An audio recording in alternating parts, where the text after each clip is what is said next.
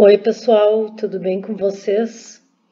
Aqui é a professora Vivian, eu sou professora de Física no curso de Engenharia de Alimentos e hoje eu vou tentar falar um pouquinho sobre algumas possíveis aplicações da nanotecnologia na engenharia e na indústria de alimentos.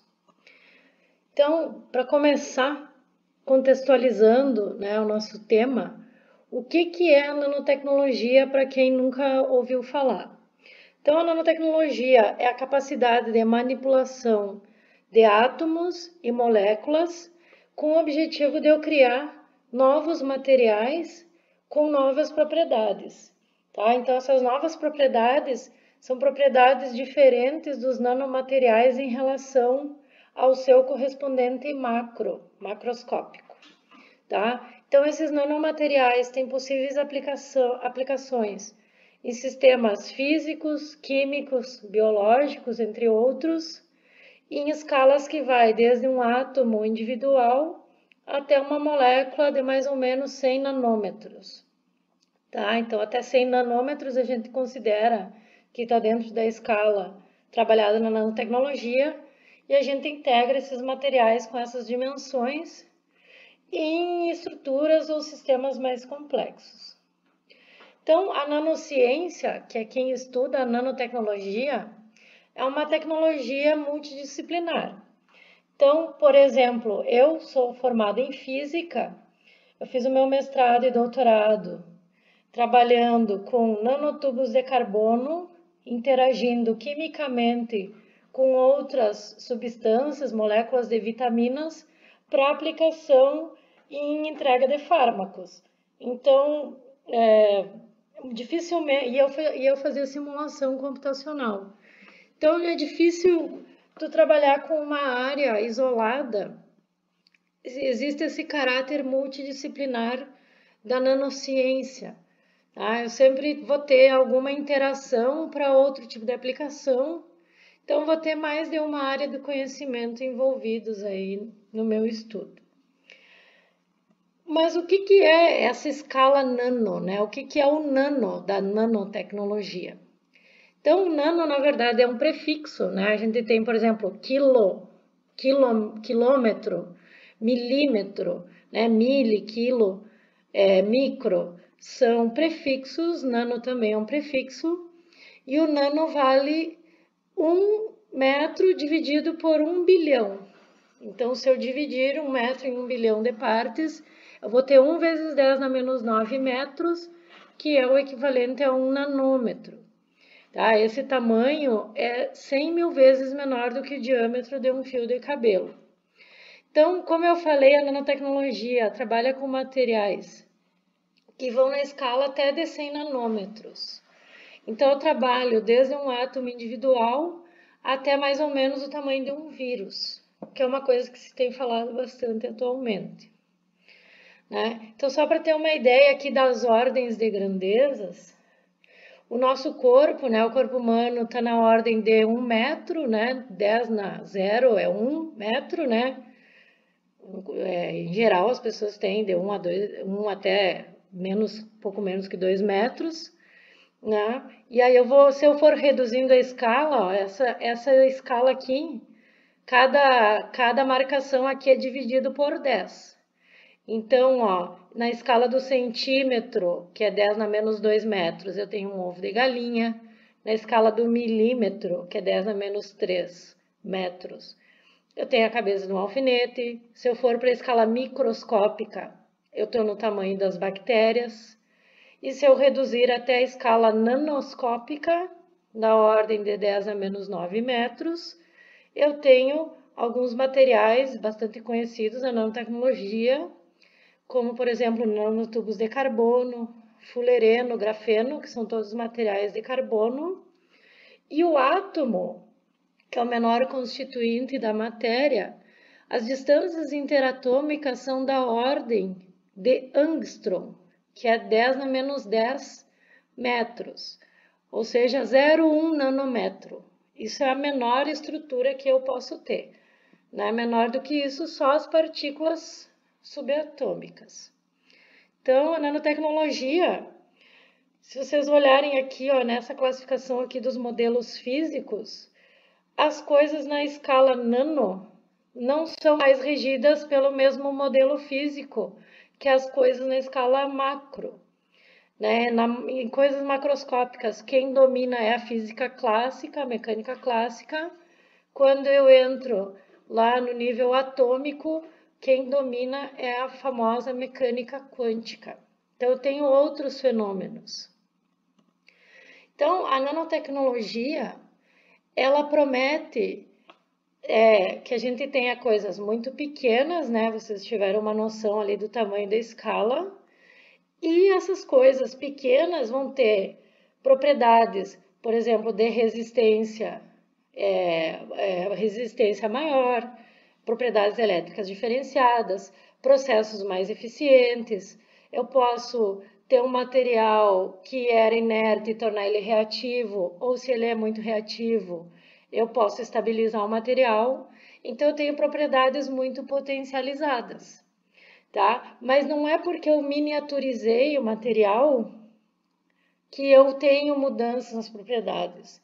Tá? Os nanomateriais têm propriedades novas e eu preciso entender o comportamento da matéria nessa escala, porque às vezes eu tenho uma mudança bastante radical entre a escala macro e a escala nano. Por exemplo, um material pode ser hidrofílico macroscopicamente e na escala nano ele se torna hidrofóbico. Então, eu posso ter comportamentos totalmente opostos. Não é uma simples miniaturização no meu material. Então, dentre as possibilidades de controle de propriedades que eu tenho ao utilizar a nanotecnologia, uma propriedade bastante interessante e de se ter o controle, de se conhecer as variações, é a condutividade elétrica. Porque essa propriedade, por exemplo, quando um material tem uma resposta elétrica diferente para diferentes substâncias, ao interagir com diferentes substâncias, isso me permite utilizar esse material como um sensor, que é uma aplicação bastante interessante da nanotecnologia, né? Os sensores, existem diversos tipos de sensores que são baseados com a mudança de alguma resposta na presença de um determinado componente. Então, eu posso ter alterações na condutividade elétrica, tem um errinho de digitação aqui, ignorem. Posso mudar a elasticidade, a transparência do material, a reatividade química, resistência. Eu posso ter um material que era quebradiço e ficar altamente resistente. Eu posso ter materiais de cores diferentes e eu posso ter qualquer dessas características alteradas, entre outras, simplesmente por mudar o tamanho do meu material. E por que isso acontece? Porque quando eu reduzo drasticamente o tamanho do material, como eu mostrei naquela escala ali anterior, eu passo a ter efeitos quânticos. Eu não tenho mais a mecânica clássica regendo esses fenômenos. Então, vou ter novas propriedades. Então, só para dar um exemplo, dentre alguns que estão comentados aqui, por exemplo, o carbono, a gente conhece o grafite do lápis. O grafite é feito de carbono, ele é macio e maleável. Se eu conseguisse tirar uma folha daquele grafite, que é uma camada de átomos de carbono, eu teria o grafeno, que é um material altamente condutor, extremamente resistente e muito mais leve que o aço. Então, é um nanomaterial, por exemplo, que tem propriedades bem diferentes do que o seu correspondente macroscópico. Mas por que isso acontece, né? O que acarreta em tantas mudanças nas propriedades do material? Então, essa figura aqui vai ilustrar isso que eu vou tentar dizer, que é a minha mudança na área superficial do meu material. Então, por exemplo, aqui, ó, imaginem que eu tenho um cubo que tem uma massa X aqui, um volume um volume qualquer, tá? Se eu calcular a área superficial desse cubo, eu tenho 6 quadrados, né? A área do quadrado é lado vezes lado, então eu teria lado ao quadrado vezes 6. 6 lado ao quadrado. Se eu pegar o mesmo cubo, com a mesma massa, com o mesmo volume, e dividir todas as faces ao meio, e eu calcular a área superficial agora com esses 8 cubinhos que eu vou ter aqui, eu vou ver que eu vou dobrar a área superficial em relação ao primeiro cubo aqui da minha ilustração. Se eu dividir de novo ao meio todas as faces dos meus cubinhos aqui, eu vou dobrar em relação a essa figura anterior a minha área superficial e assim sucessivamente. Quanto mais área superficial eu tiver, mais sítios de interação, possivelmente mais reativo vai ser o meu material. Então, eu tenho mais superfície e isso potencializa, né, algumas propriedades e muda as propriedades do meu material. Então, um exemplo bem característico, se vocês colocarem nanotecnologia no Google, vocês vão ver algumas imagens coloridas. Esse artigo aqui mostra quantum dots, que são partículas como se fossem nanocristais, que simplesmente pela mudança do formato e de tamanho, eles emitem a luz com cores diferentes. Então, cada cor aqui equivale a um tamanho diferente. Então, só por eu mudar o tamanho da partícula, eu consigo uma cor diferente no meu material. Um exemplo que tem bem característico com essas figuras coloridas são as partículas de ouro. Elas macroscopicamente são douradas, né? Mas na escala nano, se eu for mudando o tamanho delas, de partículas de ouro, eu consigo figuras desse tipo aqui. Eu consigo emitir em várias frequências diferentes, né? Então, eu tenho cores diferentes para partículas de mesmo material. Então, esses materiais, nanomateriais, quando a gente fala em nanotecnologia, não necessariamente todo o material da nanotecnologia tem um tamanho nanométrico, mas pelo menos alguma estrutura nanométrica ele vai ter que ter na sua composição para ele estar dentro da aplicação de nanotecnologia. Então, um exemplo, ainda falando no carbono, os nanotubos de carbono são materiais extremamente resistentes, né? Eu falei no grafeno, os nanotubos também são resistentes e leves. Então, eu posso utilizar nanotubos para uma bicicleta para deixar ela mais resistente e mais leve, né? Melhorando a performance do usuário da bicicleta. Então, eu tenho outros exemplos. Um outro exemplo, o nanotubo de carbono, já que eu estava puxando o gancho para o carbono aqui, é uma estrutura extremamente hidrofóbica. Então, eu tenho superfícies com nanotubos de carbono. Aqui, no caso, tem um exemplo de vidros, mas existem fogões e superfícies usadas em cozinha que são consideradas autolimpantes. Na verdade, elas são super hidrofóbicas, né? Então, a sujeira não gruda e usando propriedades da nanotecnologia.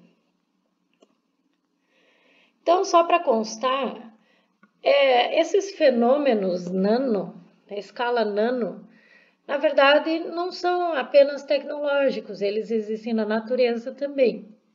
Então, um exemplo é o fenômeno da furtacor, iridescência, que é a impressão que a gente tem aqui da mudança de cor dessas estruturas, no caso aqui da borboleta e do pavão, no meu exemplo, a gente tem a impressão de cores diferentes nesse fenômeno que é chamado de iridescência. Então, a superfície reflete cores diferentes dependendo do ângulo que a gente percebe. Então, um outro exemplo seria as ventosas da lagartixa. Na verdade, elas são nanoventosas, então eu tenho muito mais área de adesão, por isso que a lagartixa consegue grudar em várias superfícies, né? Ela não escorrega e não desliza. E um outro efeito que tem a ver com o que eu comentei ali das superfícies autolimpantes seria a superhidrofobicidade, que na natureza é conhecida como efeito Lotus, que é essa propriedade que algumas folhas têm da água não ser absorvida, ela sai rolando. É uma superfície altamente hidrofóbica. Então, só para ilustrar, eu não vou conseguir, não é o mérito dessa apresentação, mas quais as possíveis nanoestruturas que vocês podem ouvir falar quando comentar agora as aplicações na indústria de alimentos, né? Então, existem estruturas de carbono, por exemplo, fulerenos, nanotubos de carbono, grafeno, fitas de grafeno, óxido de grafeno, são estruturas de carbono, mas existem os seus correspondentes com outros materiais, existem tubos, por exemplo, de nitreto de boro, então não necessariamente eles são de carbono, mas os de carbono são bastante utilizados. Os quantum dots, eu comentei, vocês vão ouvir falar muito em lipossomas, nanocápsulas, nanoemulsões. Então, eu tenho diversas estruturas para diversos tipos de aplicação. Então, entrando nas aplicações para a indústria de alimentos, quando se fala em aplicações na indústria de alimentos, vocês vão perceber que se fala muito em aplicações na agricultura. Então, para a aplicação da nanotecnologia para alimentos, ela vai desde o cultivo, do crescimento da planta, da produção da planta, do preparo do solo, até depois da colheita, o processamento do alimento e até o produto final, por exemplo, nas embalagens dos alimentos. Então, eu tenho diversos processos onde eu posso ter a aplicação de nanotecnologia. Então, se escuta muito a nanotecnologia ligada à agricultura como possíveis aplicações na indústria de alimentos. Existe bastante pesquisa e bastante coisa já no mercado para aplicações na agricultura. Então, por exemplo, a gente tem nanosensores que monitoram a saúde e a condição do solo. A gente tem liberação controlada de agroquímicos. A gente pode ter detecção de agroquímicos, ampliar o tempo de prateleira de agroprodutos ou de outros produtos alimentícios. Eu posso regular o crescimento de plantas, controlar a retenção de nutrientes e água, a entrega de nutrientes de forma seletiva ou até mesmo aumentar a qualidade de saúde dos meus produtos. Isso falando em termos de agricultura, mas o resultado do produto final tem tudo a ver com a indústria de alimentos. Então, um exemplo só para ilustrar, eu não vou conseguir abranger tudo o que existe, mas um exemplo onde se usa bastante nanotecnologia seria para fertilizantes. Então, existem fertilizantes que têm a função de que as plantas absorvam muito mais fósforo para ter que evitar uma suplementação. É um exemplo, tá? Aqui eu tenho um exemplo de uma situação onde eu tenho um controle de fungos patogênicos, aqui é minha situação controle, e aí eu tenho aplicação aqui de nanopartículas nitrogenadas que controlam os fungos, E a gente vê aqui o crescimento da planta bastante diferenciado. Então, eu também tenho fertilizantes inteligentes, seguindo na mesma linha de raciocínio. Nesse caso, a gente é utilizado, ó, essa notícia é de 2016, são utilizados argilominerais, e aí esse fertilizante contribui para a redução de gases do efeito estufa, tá? Ele pode ser usado como suplemento animal e ele volatiza menos do que o fertilizante normal à base de ureia. Então, seria um fertilizante inteligente. Então, se vocês pesquisarem um pouquinho, vocês vão ver que já existe uma iniciativa nacional que se chama Rede AgroNano, que investe na pesquisa de nanotecnologia para aplicação na agricultura, na pecuária, em alimentos e meio ambiente, tá? Então, são desenvolvidas pesquisas relacionadas a sensores, revestimento, comestíveis, embalagens ativas, plástico, embalagem biodegradável, tá? Avaliação dos impactos em nanotecnologia, que é uma coisa importante, tá? E a transferência de tecnologia para as empresas, entre outras questões relacionadas.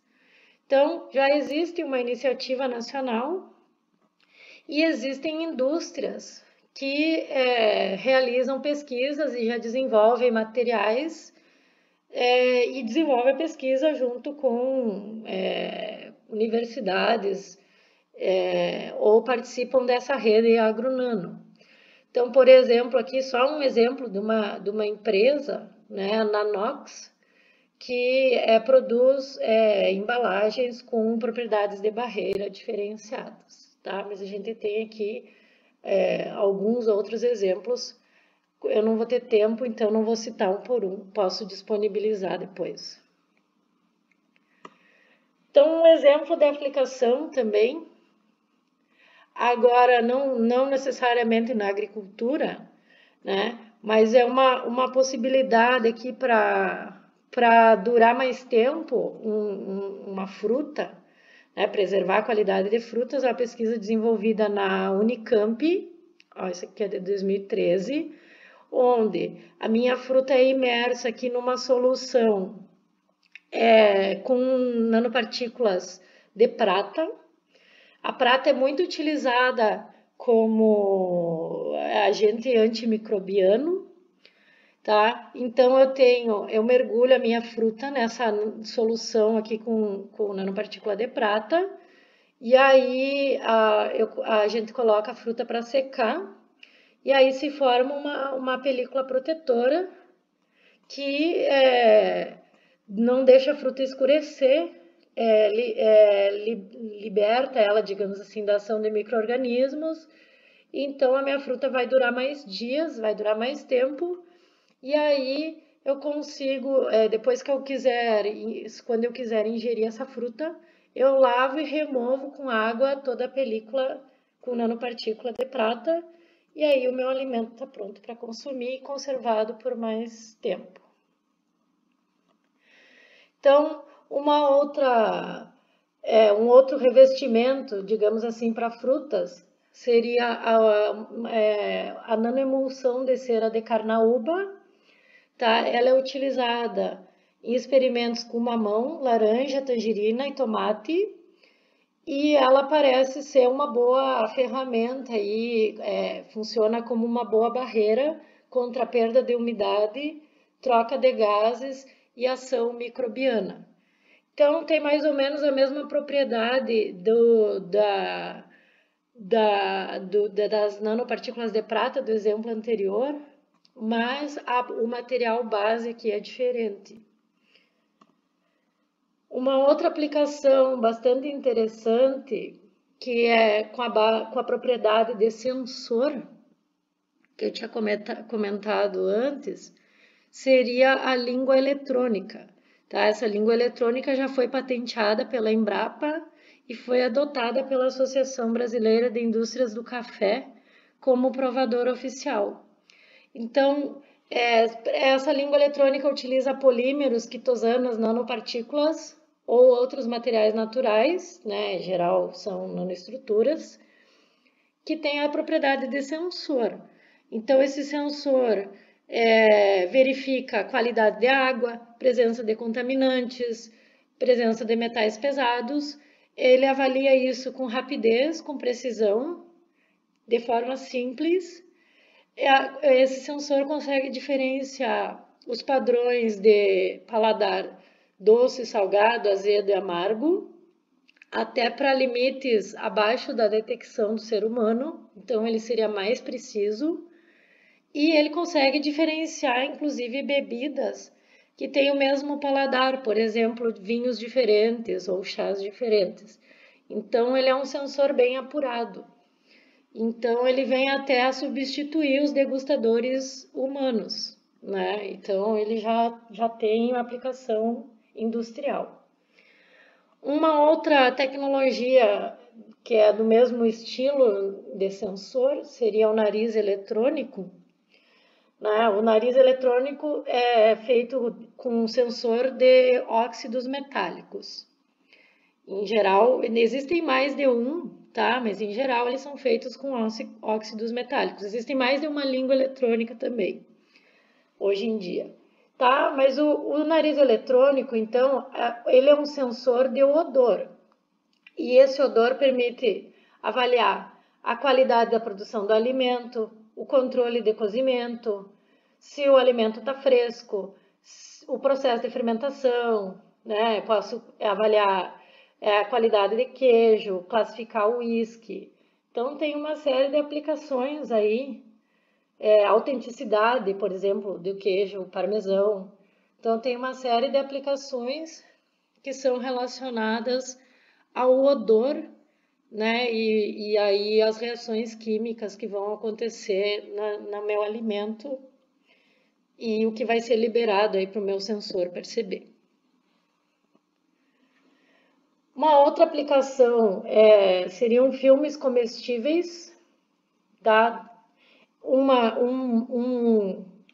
Que vem sendo estudado pela Embrapa, essa aqui é uma pesquisa de 2015, seria um plástico de alimento desidratado que é misturado com nanomaterial. Então, esse plástico, né, não é bem um plástico, ele seria comestível. Então, imagina, por exemplo, tu cozinhar, né, algum alimento, por exemplo, uma pizza que tem uma embalagem de tomate, e aí ao cozinhar tu deixa que a embalagem permaneça no alimento e ingere a embalagem junto com o alimento. Então, existem embalagens que são feitas de espinafre, de mamão, de goiaba, de tomate, ou outras coisas até, tá? E a vantagem desse tipo de embalagem seria o rejeito que a gente tem ao fabricar esses materiais de embalagem, né? Então, já tem a característica de sustentabilidade, né? Que é uma outra possibilidade aí para o uso da nanotecnologia. Tá? Então, eu teria um alimento desidratado junto com um nanomaterial. O nanomaterial serviria para dar liga aí para essa embalagem. Outra possibilidade que já existe na indústria, existe uma empresa chamada Micron. Essa empresa começou a pesquisar a questão da estabilidade das matérias-primas, né? A nanotecnologia é uma das aplicações, deixar os materiais, as substâncias mais estáveis. Quando elas não têm, por exemplo, elas podem ser reativas à luz. Então, eu consigo estabilizar algumas substâncias ou eu posso tornar outras reativas que seriam inertes. Então, eu consigo ter esse controle das propriedades nesse sentido. Então, a empresa Micron começou a estudar essa questão e aí eles chegaram em produtos que têm a liberação controlada de cafeína, tá? E aí é um processo de nanoencapsulamento. Então, a partícula de cafeína, ela é uma nanopartícula e ela é revestida em várias camadas. No final, o produto não é nano, mas as partículas de café são da dimensão nano. E aí eu tenho uma liberação controlada de cafeína no organismo, né? E aí acelera o metabolismo, e aí tem umas. É vendido como para controle de peso, né? Tem uma outra aplicação. Então, essa mesma empresa, a Micron, está estudando a aplicação de liberação controlada de ômega 3. E existe um outro produto também na indústria, que é esses energizantes, energéticos, né? Que é esse produto FZA e Energy Drink, que é um composto de nanocápsulas que tem vitamina C, cafeína e vitaminas do complexo B, então, que também tem uma liberação controlada e aí teria uma potencialização dos seus efeitos. Uma outra situação, possível aplicação, esse aqui, eu não sei se chegou a ser patenteado, é uma dissertação de mestrado, mas ele estava a ponto de ir para a indústria. É uma pesquisa de 2016, onde foi desenvolvido um sensor de baixo custo que mede a atividade de água em tempo real e em velocidade muito mais rápida do que os outros sensores que já existiam no mercado. Então, os outros sensores, tu teria que coletar uma amostra do alimento para eles fazerem análise da atividade de água, enquanto que esse sensor, o alimento vai dentro dele e aí ele consegue fazer essa medida em tempo real. E aí o processo é melhor monitorado e ele ainda é bem mais rápido do que os outros sensores que já existiam. Então, outras possibilidades são alimentos e bebidas interativos, tá? Por exemplo, existe a possibilidade de uma máquina de bebidas, onde a bebida não teria cor nem sabor, e aí a pessoa escolhe, né, o sabor que ela quer, e aí então teria liberação de nanopartículas que iriam liberar a cor e o sabor de acordo com o que a pessoa escolheu. Então, seriam alimentos interativos. Outra possibilidade seriam desenvolvimento de micróbios sintéticos para a produção de vitaminas e flavorizantes, que são usados no processamento de alimentos. Tá?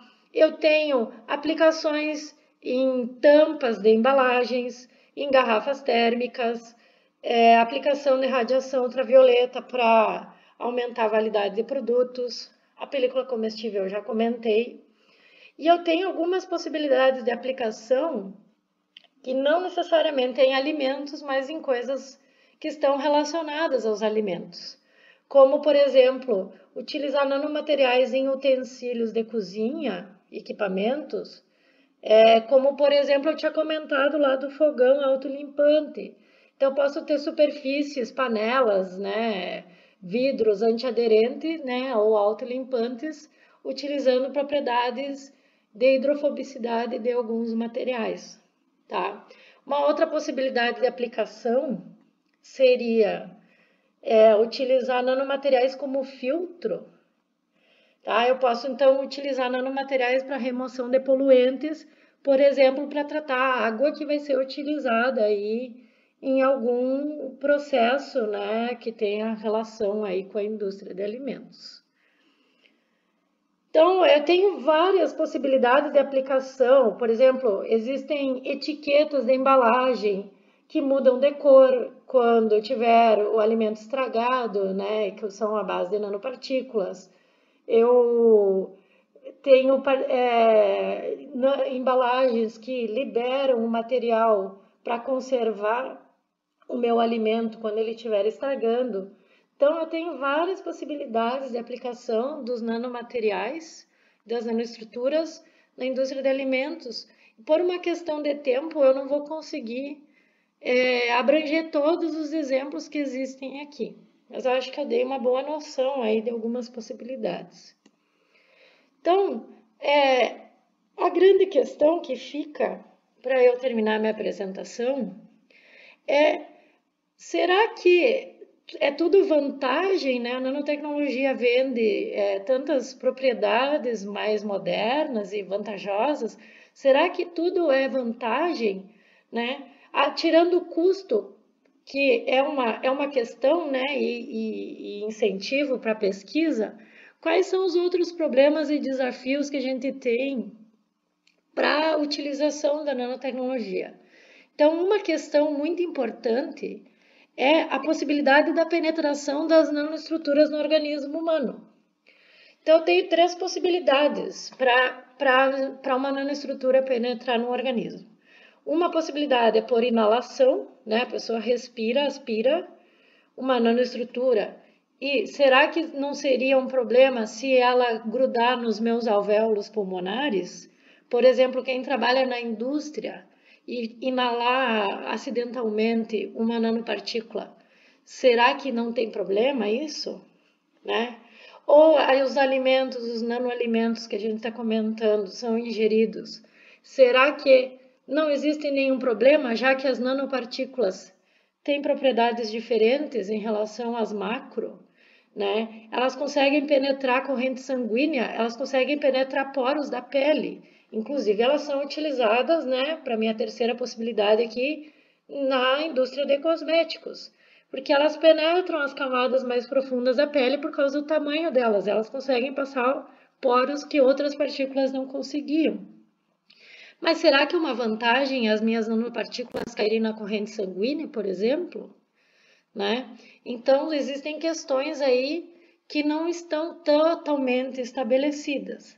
Né? Eu tenho vantagens com o uso de nanopartículas para aplicação tecnológica, mas e se eu liberar elas no meio ambiente? Será que eu tenho vantagem com isso ou eu posso ter problemas com isso? Né? Então, eu vou ter uma difusão maior das nanopartículas, por exemplo, na atmosfera, né? Na água, no solo, porque elas são muito pequenas. E eu posso ter uma dificuldade, inclusive, de remoção, depois, se eu quiser filtrar e remover essas nanopartículas do meio ambiente. Então, né, existem algumas partículas que têm uma tendência de acúmulo, isso pode aumentar a sua toxicidade, e não existe muito estudo que determine a toxicidade de todos os tipos de nanopartículas, tá? Lembrando que eu tenho uma grande área superficial, resistência mecânica, atividade catalítica, né? Então, até que ponto isso é uma vantagem ou não, dependendo, né, onde caírem as minhas nanopartículas. Então, os principais problemas que eu tenho que analisar é que existem diferentes tipos de partículas. Eu mostrei lá aquele slide de nanoestruturas, né? Existem partículas biodegradáveis, existem partículas que já são conhecidas como sendo tóxicas, outras não se sabe. Eu tenho maneiras diferentes de produzir nanomateriais, né, com diferentes processos. Eu uso materiais diferentes, às vezes eu tenho uma mesma nanopartícula, por exemplo, eu tenho um nanotubo, mas se eu tiver um nanotubo de carbono ou se for de outro material, um pode ser tóxico e o outro pode não ser, né? O que tipo de rejeito é produzido nessa minha produção de nanomateriais? Esses rejeitos ou os próprios nanomateriais são tóxicos durante a fabricação e depois do produto final? O que acontece se eles forem liberados no meio ambiente?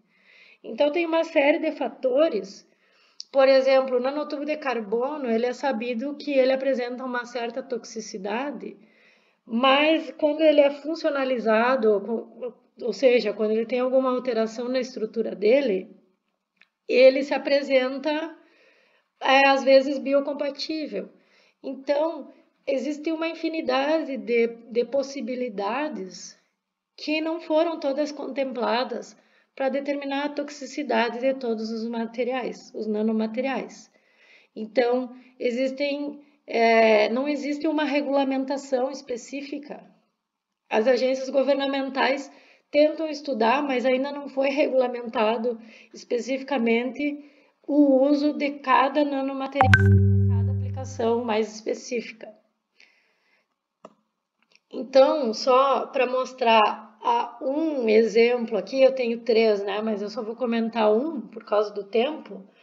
Por exemplo, as nanopartículas de prata, né, que são utilizadas como agentes antimicrobianos, né? Elas são bactericidas. Então, se eu utilizo a nanoprata na embalagem de alimento, é ótimo, né? A embalagem vai ter essa propriedade antimicrobiana. Mas eu tenho que ter cuidado para que essa nanoprata não corra o risco de ser ingerida pelo ser humano. Existem estudos que mostram que ela é altamente tóxica para células tronco de camundongos, para células do fígado e cérebros de rato. Então, eu tenho a vantagem de utilizar a nanoprata, mas eu não quero correr o risco de alguém ingerir essa nanoprata. Então, é preciso garantir que as nanopartículas não sejam ingeridas, né, pelas pessoas, algumas que não se sabe a respeito da toxicidade, outras já se sabe que existe essa toxicidade, né? E eu também não quero liberar isso no meio ambiente. Eu preciso de muito teste, de muita pesquisa, e a gente precisa de uma regulamentação específica ainda para a aplicação dos nanomateriais, principalmente na indústria de alimentos, né, onde existe a possibilidade de ingestão desses materiais.